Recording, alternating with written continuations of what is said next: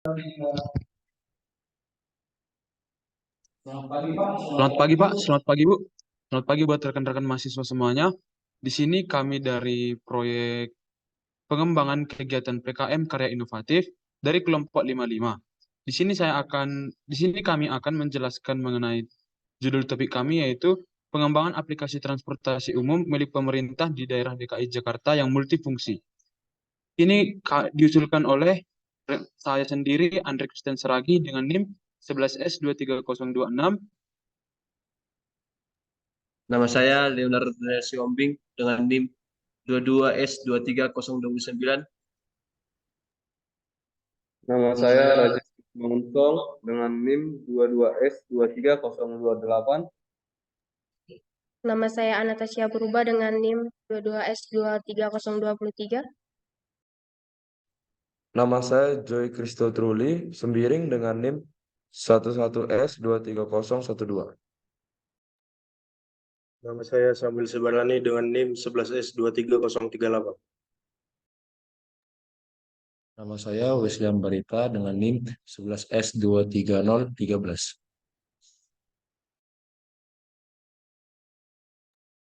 Di sini kami akan menjelaskan mengenai proyek kami yang dimulai oleh teman saya.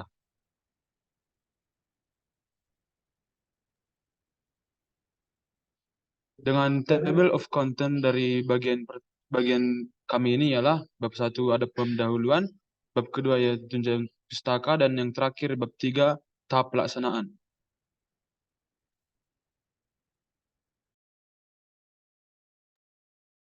Oke, bersama saya Rajis Kismontong, saya dahulu akan membaca bab 1 pendahuluan. Dalam era perkembangan teknologi informasi yang pesat, transportasi umum menjadi salah satu aspek penting dalam mobilitas masyarakat perkotaan. Di kota-kota besar seperti Jakarta, transportasi umum adalah tulang punggung yang menghubungkan individu dengan kegiatan-kegiatan sehari-hari mereka, terutama di zaman society 5.0 dan industri 4.0.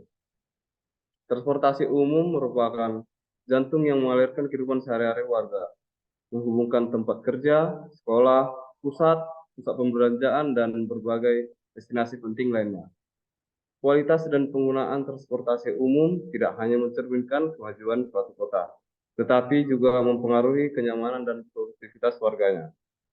Melalui metode regresi linear, diperoleh perkiraan jumlah penumpang bus Transjakarta akan mencapai 168 juta orang hingga tahun 2014 atau 462.273 penumpang per harinya, dengan asumsi 1 tahun 365 hari.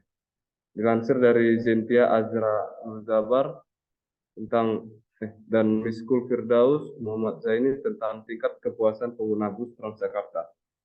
Dari Badan Pusat Statistik Provinsi DKI Jakarta ditemukan pengurangan penggunaan Transjakarta seperti di area koridor 1 Blok M kota yang memiliki jumlah penumpang 28.703.262 di tahun 2019 menjadi 8.948.313 pada tahun 2021.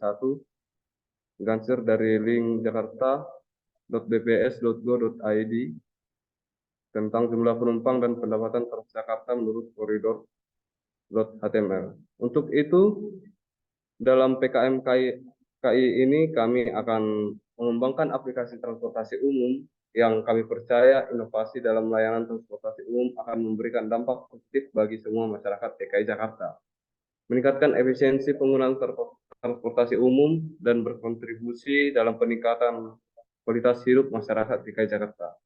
Untuk selanjutnya akan dilanjutkan oleh teman kami Anastasia Purba. Silakan. Baik, DKI Jakarta sangatlah identik dengan kemacetannya. Salah satu faktor dari kemacetan di Jakarta adalah banyaknya pengguna kendaraan pribadi. Kepala Bidang Hubungan Masyarakat Polda Metro Jaya, Komisaris Besar Polisi Martinus Sitompul dalam berita antara Jumat 9 Januari 2015 pukul 6:30 menyatakan bahwa jumlah motor dan mobil di Jakarta meningkat sebesar 12% setiap tahunnya. Berdasarkan data yang dikeluarkan oleh Direktorat Lalu Lintas Polda Metro Jaya, jumlah kendaraan bermotor di Jakarta dan sekitarnya bertambah sebanyak 5.500 hingga 6.000 unit kendaraan per hari. Ia mengatakan jumlah tersebut didominasi oleh pertambahan sepeda motor yang mencapai 4.000 hingga 4.500 per hari. Sedangkan kendaraan roda 4 mengalami pertumbuhan sebanyak 1.600 unit per hari. Dilansir dari Rohanes Tanggang, Saribanon tentang faktor-faktor penyebab kemacetan di DKI Jakarta. Terlihat di sini bahwa transportasi publik bukanlah pilihan utama warga Jakarta untuk beraktivitas sehari-hari. Keengganan warga Jakarta menggunakan moda transportasi publik juga dipengaruhi faktor dari efisiensi transportasi publik itu sendiri. Dengan demikian, kita perlu meningkatkan penggunaan transportasi umum di daerah DKI Jakarta agar mengurangi tingkat penggunaan kendaraan pribadi tersebut. Karena banyak pengguna kendaraan pribadi yang menggunakan kendaraan mobil walaupun hanya berkendara seorang diri. Banyaknya kasus tersebut membuat penggunaan jalan di DKI Jakarta, bahkan Indonesia, menjadi tidak efektif dan mengganggu lalu lintas. Penggunaan transportasi umum memastikan bahwa setiap orang tidak akan lagi melakukan pemborosan ruang di jalan raya. Selanjutnya akan dilanjutkan oleh teman saya, Leonard. Baiklah, saya akan lanjutkan.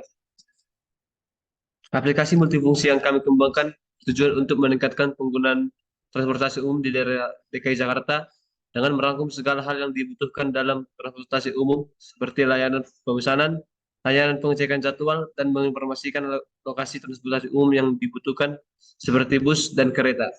Bahkan berisi fitur-fitur tambahan lainnya tergantung transportasi umum yang diinginkan, digunakan untuk meningkatkan kenyamanan warga dalam menggunakan transportasi umum.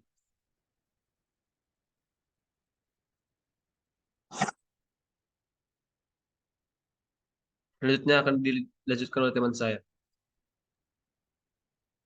Baiklah, saya akan melanjutkan untuk membahas hasil dari bab 2 kami, yaitu tinjauan pustaka. Mengatasi masalah mengenai kesulitan penumpang dalam mendapatkan angkutan umum, terdapat beberapa solusi sebagai berikut. Pemerintah sudah membangun terminal angkutan umum yang di dalamnya memiliki fasilitas pendukung berupa ruang tunggu, tempat duduk, toilet, dan memiliki fasilitas dan papan informasi angkutan umum, tempat memberikan informasi tentang jurusan transportasi umum, tarif angkutan, dan jadwal keberangkatan. Namun, fasilitas ini karena belum sepenuhnya digunakan dengan maksimal oleh masyarakat, dan fasilitas tersebut hanya dapat dimanfaatkan di lokasi saja. Ada beberapa penelitian-penelitian yang relevan dengan aplikasi yang akan kami rancang. Berikut akan saya bagikan beberapanya. Berdasarkan hasil penelitian Anggoro tahun 2018 yang melakukan kajian dengan mengambil permasalahan mengenai kondisi kendaraan umum dan lalu lintas di kota-kota besar di Indonesia dalam hal tingkat kemacetan, fasilitas kendaraan umum massal, sistem keamanan kendaraan umum massal, sistem pembayaran kendaraan umum massal. Dengan menggunakan data-data yang dibutuhkan dalam penelitian seperti statistik kepemilikan kendaraan, kondisi lalu lintas, kondisi moda transportasi umum, trayek kendaraan umum, cara kerja sistem pembayaran, dan akses aplikasi online pendukung, dihasilkan sebuah kesimpulan bahwa manajemen transportasi umum belum sepenuhnya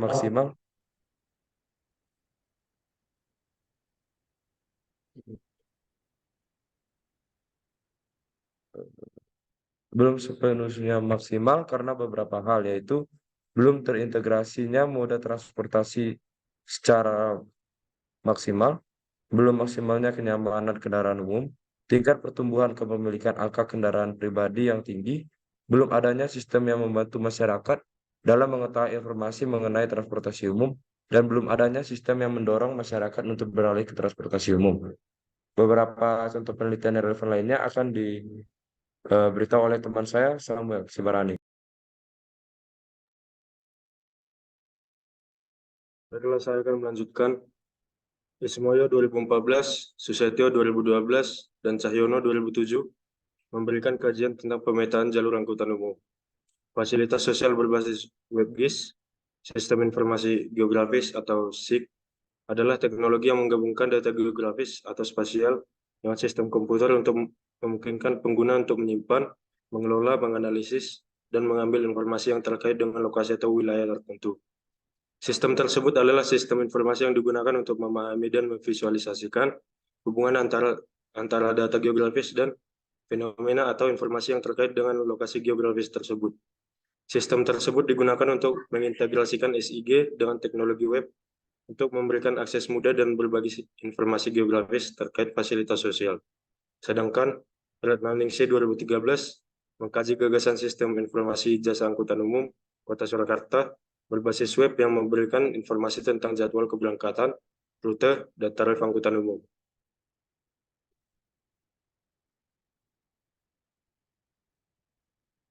Indrawati 2014 mengembangkan sebuah website yang dapat menentukan rute terdekat transportasi umum dengan menggunakan algoritma SMA atau Simplified Memory Bounded A yang memperhitungkan tarif angkutan sebenarnya dengan tarif perkiraan menggunakan fungsi heuristik. Konsep ini menggunakan aplikasi yang menyediakan layanan informasi tentang transportasi umum dan rutenya dengan smartphone atau gadget lainnya. Beberapa contoh aplikasi adalah Waze, Google Maps, Aja, dan aplikasi serupa yang juga dapat memberikan informasi mengenai rute tercepat menuju tempat yang ingin dituju dan kondisi lalu lintas terkini di daerah tersebut. Namun, solusi ini memiliki kelemahan, yaitu solusi ini hanya memberikan informasi rute dan kondisi lalu lintas tanpa memberikan bantuan mengenai transportasi umum. Muhammad Ibrahim 2014 ingin membuat sebuah aplikasi bernama Rute Angkot, yang mana aplikasi ini akan mengarahkan pengguna kepada angkot mana yang harus Anda pilih dan naiki, dan nantinya menuju ke tempat pengguna. Diharapkan aplikasi ini dapat mempermudah masyarakat dalam menemukan angkot yang ingin mereka gunakan untuk menuju tempat tujuannya. Dan aplikasi ini diharapkan akan memperluas rute layanannya sehingga semakin banyak orang yang merasa terbantu oleh aplikasi ini.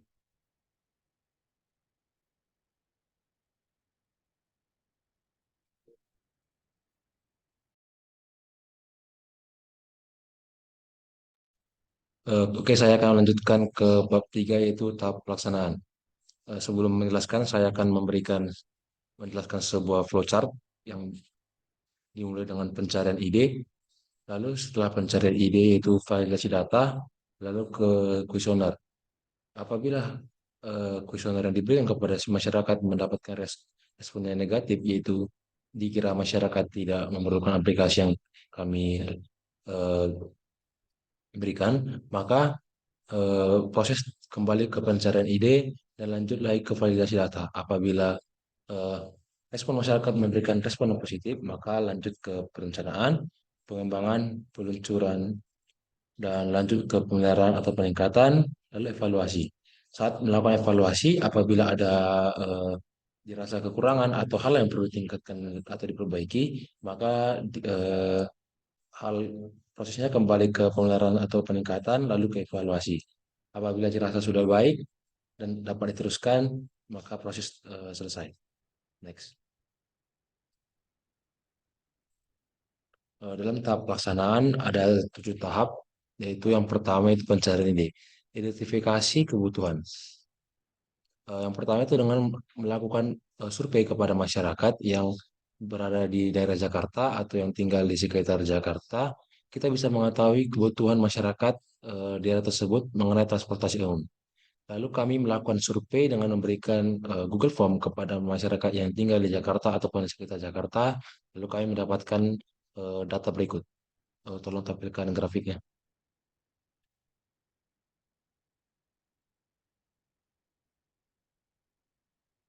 Yang pertama kami memberikan survei pertama yaitu terdapat 13 responden. Yang survei pertama yaitu daerah tinggal. Dari 13 responden, 69,2% dari responden berada di Jakarta dan sisanya berada di sekitar Jakarta. Untuk pertanyaan kedua, apakah Anda telah menemukan kemudahan dalam mengakses informasi dan melakukan pemesanan tiket transportasi umum?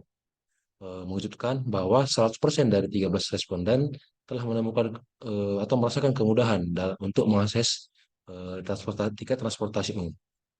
Untuk pertanyaan berikutnya, menurut Anda lebih baik setiap transportasi memiliki aplikasi masing-masing atau ada sebuah aplikasi yang dapat mencakup beberapa transportasi umum?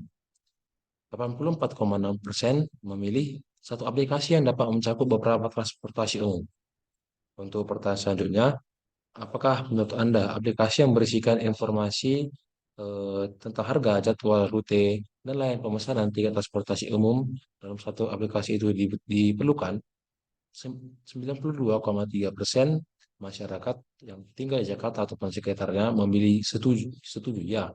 Mereka memerlukan sebuah aplikasi yang dapat mencakup beberapa transportasi umum.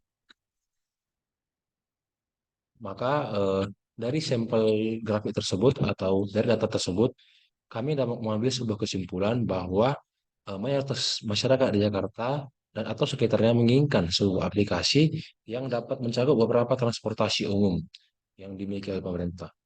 Selain beberapa grafik berikut, kami juga menaikkan beberapa alasan mengapa masyarakat memilih jawaban iya dalam pertanyaan apakah sebuah aplikasi yang dapat mencakup beberapa transportasi umum itu diperlukan atau tidak.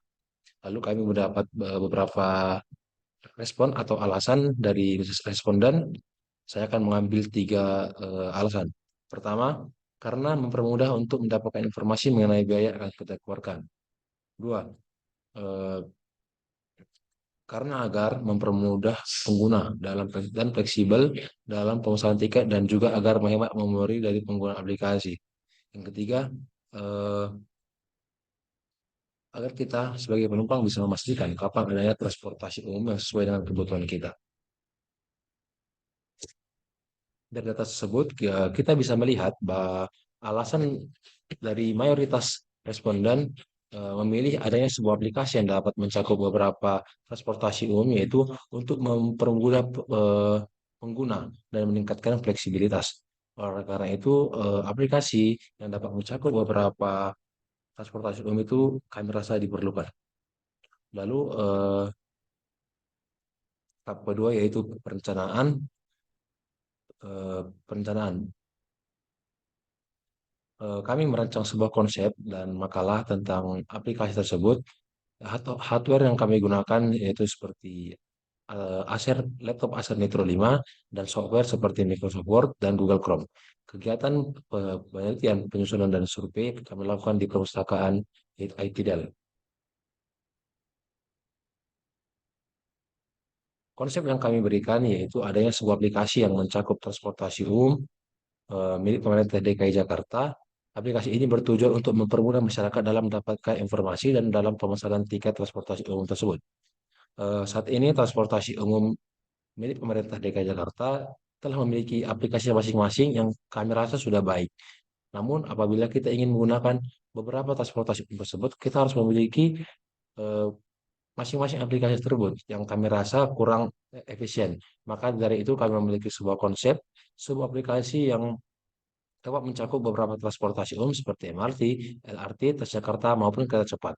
Aplikasi ini kami rancang seperti aplikasi transportasi umum pada umumnya. Pada bagian atas akan terdapat bagian saldo elektronik. Kami menyediakan fitur ini karena kami rasa penggunaan uang berbentuk fisik akan menggunakan waktu yang lama. Maka kami menambahkan fitur uang elektronik untuk mempercepat pembayaran. Lalu di sebelah fitur uang elektronik terdapat fitur top up, yaitu untuk menambah jumlah uang elektronik. Pembayaran atau penambahan jumlah uang elektronik dapat dilakukan melalui mobile banking maupun minimarket terdekat. Lalu di bawah terdapat menu bagian transportasi yang terdapat beberapa pilihan transportasi seperti MRT, LRT, Jakarta maupun kereta cepat. Apabila kita memilih salah satu menu transportasi, akan muncul submenu lain yang seperti jadwal, pemesanan tiket, informasi lainnya, dan di mana stasiun terdekat dari kita tentang transportasi umum tersebut.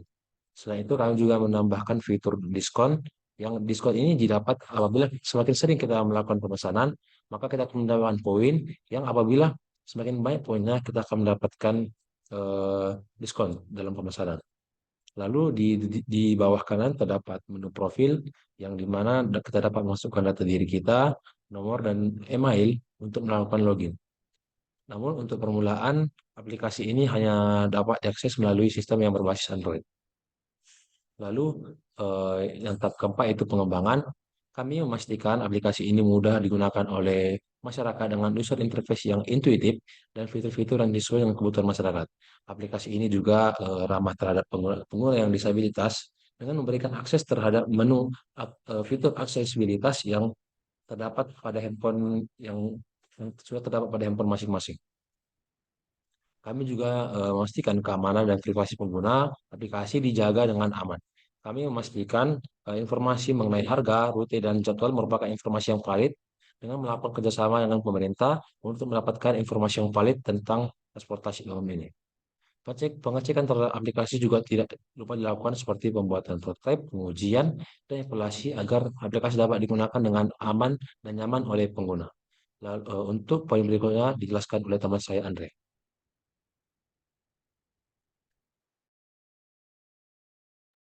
Baik, kemudian kita masuk ke tahap yang kelima, yaitu peluncuran. Di dalam tahap peluncuran ini, di dalam peluncuran aplikasi, kami melakukan promosi dan sosialisasi terkait aplikasi tersebut melalui beberapa media sosial yang kami maksud seperti Instagram, TikTok, dan Twitter. Selain itu, kami juga menjalin kerjasama dengan pemerintah untuk mensosialisasikan aplikasi tersebut. Sehingga semakin banyak masyarakat yang mengetahui tentang aplikasi tersebut, semakin banyak juga masyarakat yang semakin dalam wawasannya dalam pemahaman mengenai aplikasi ini dan menarik perhatian dari masyarakat yang lain dalam penggunaan aplikasi ini. Mengingat sangat banyak masyarakat yang menggunakan transportasi umum di setiap harinya di Jakarta. Kemudian, kami juga membuat brosur dan papan iklan elektronik di stasiun transportasi umum yang dicakup oleh aplikasi ini. Sehingga setiap pengguna transportasi yang berada di stasiun akan mengetahui aplikasi tersebut. Selanjutnya, memberikan diskon di awal peluncuran merupakan salah satu strategi yang dapat meningkatkan pengguna secara signifikan. Karena pengguna merasa akan diuntungkan, mulai dari merasa diuntungkan dalam mempercepat waktu, efisiensi dalam mendapatkan transportasi dan rute paling cepat, kemudian merasa diuntungkan karena memperoleh harga yang di bawah biasanya untuk diskon awal peluncuran aplikasi ini. Kemudian di tahap 6, kami juga melakukan pemeliharaan ataupun peningkatan aplikasi. Pemeliharaan aplikasi transportasi umum ini termasuk perbaikan dan peningkatan fitur-fitur yang ada. Menjaga keamanan dan privasi pengguna juga menjadi salah satu fitur yang menjadi prioritas. Ini akan membangun kepercayaan pengguna dan menghindari masalah hukum. Terlebih karena aplikasi ini berhubungan dengan transaksi keuangan dan penyimpanan informasi pembayaran harus sangat aman melindungi pengguna dari pencuri ataupun penipuan. Mengingat pada zaman ini sudah banyak sekali yang bisa melakukan hack dalam akun-akun, juga mengambil saldo dari dalam aplikasi ini dan dapat mengurangi rasa kepercayaan masyarakat, maka kami sangat menekankan mengenai pemeliharaan dan peningkatan melalui aplikasi ini. Kemudian bagian yang ketujuh ialah evaluasi. Evaluasi kinerja aplikasi ini merupakan sangat penting dalam peningkatan aplikasi ini. Karena mengingat aplikasi ini juga memiliki suatu saat memiliki kekurangan, maka dari situ kami akan mengevaluasinya dan meningkatkan dari kekurangan tersebut. Kami akan mencakup banyak sekali apapun saran-saran dari masyarakat yang lain dan menganalisis data untuk menilai perilaku pengguna dan alasan untuk kembali ke aplikasi ini secara berkala. Selain itu, kami juga mempertimbangkan umpan balik pengguna, melakukan perbaikan berdasarkan saran mereka. Mengetahui mereka lah yang menggunakan aplikasi ini di setiap harinya. Dengan begitu, mereka sangat dalam mengetahui apa yang kurang dan apa yang perlu ditambahkan dalam aplikasi ini. Menggunakan alat pemantau kerja juga dilakukan untuk melacak dan menganalisis kinerja aplikasi secara real time. Itulah yang dapat kami sampaikan mengenai penjelasan makalah kami dari bab 1 sampai dengan bab 7. Dan kami harapkan peningkatan aplikasi ini juga bisa untuk meningkatkan makalah kami Semoga semua yang mendengarkan dapat mengerti dan juga kami berharap besar dapat meningkatkan aplikasi ini dan juga meningkatkan makalah kami. Sekian dari video penjelasan kami. Terima kasih.